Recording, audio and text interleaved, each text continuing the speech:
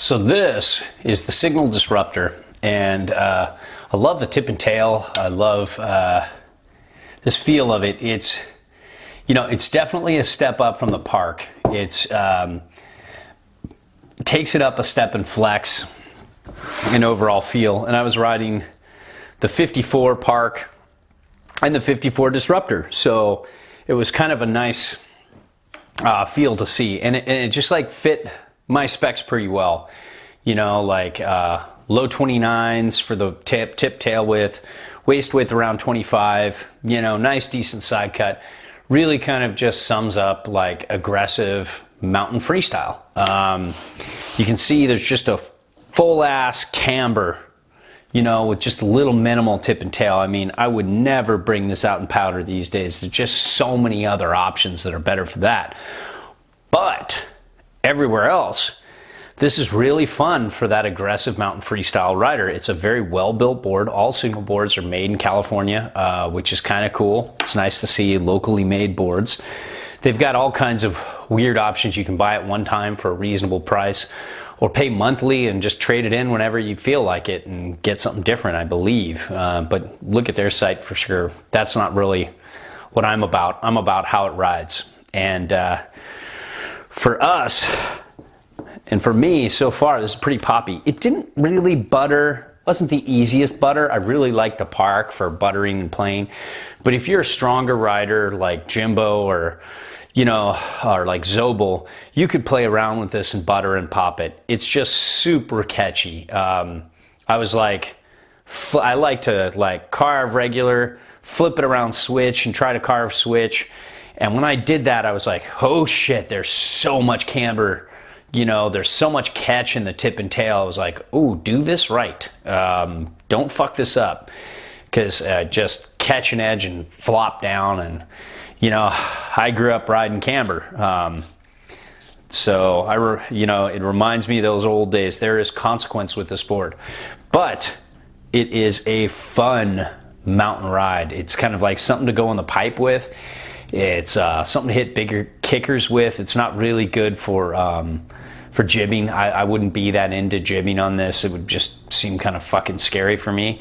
But I'm not a strong jibber at all. But, you know, if you're a better rider, maybe. But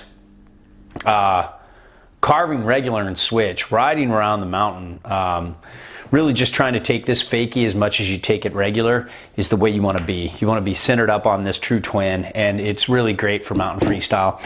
I love that it's just, you know, a base with the graphic underneath, no die cut, so real smooth. A little bass burn from the riding so far, but not that much, and really good grip. One thing that's kind of interesting with Signal boards is the way these boards grip in like snow mint, you know, that kind of like slightly porous but really hard, kind of looks like concrete outside, looks like cement. And it's like oftentimes boards will slip out in that. With the Signal Disruptor, it actually grabs a little more, and it's really bizarre because it's like not that way in soft snow. In soft snow, it feels just like any other camber board with a normal side cut. But then something happens in that hard snow where it grabs a little more. So it makes me think it grabs to the point where it like fucks up your game, the line of your turn. You're turning in, and then you go into that snow mint, and it kind of grabs that snow mint differently. If you're trying to just like skid through that cement, it like grabs so hard it just wants to like, it feels like it pulls the board down a little bit. It's not that gnarly of sensation. However, in soft snow, you don't feel that sensation at all. It just feels 100% like a normal board. You have to treat this like the old camber boards, because it's kind of just an old traditional camber board. You have to detune it and take some time on that. But let's get into the centering the stance. You know, kind of minimum stance width is around 20 and a half. So, you know, going up one is 22, and going up another one wide is like 23 and a half, because you're moving up. Like with a true twin, you don't want to be you don't want to be off. So let's say if you have like Burton Cartel reflex bindings, which would be good to pair up with this, you know, you're kind of like limited with this. You might be able to get the other discs that turn sideways and come in and out, but that's, you know, not always an option. So you're kind of like stuck at, you know, 1.5 inch out. Now that's what makes like bindings like Union and others that have like another good pair up with this would be a Union Atlas or Force or something like that. And because it's pretty aggressive board, it likes a faster turning binding.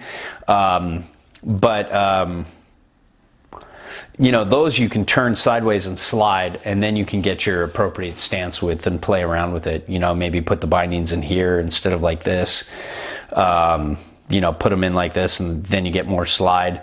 And you can figure that out and make that work to where you can get closer to, like, for us, a lot of us like that magic stance with around 22 3/4 to 23.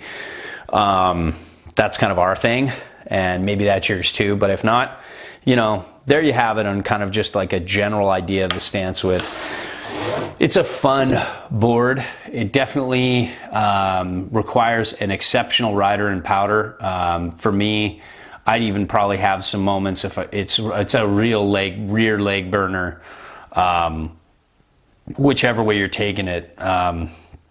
You really want to be on your game when it comes to powder, and you really want to be leaning far back and really be on that back leg to keep yourself from cartwheeling and breaking yourself.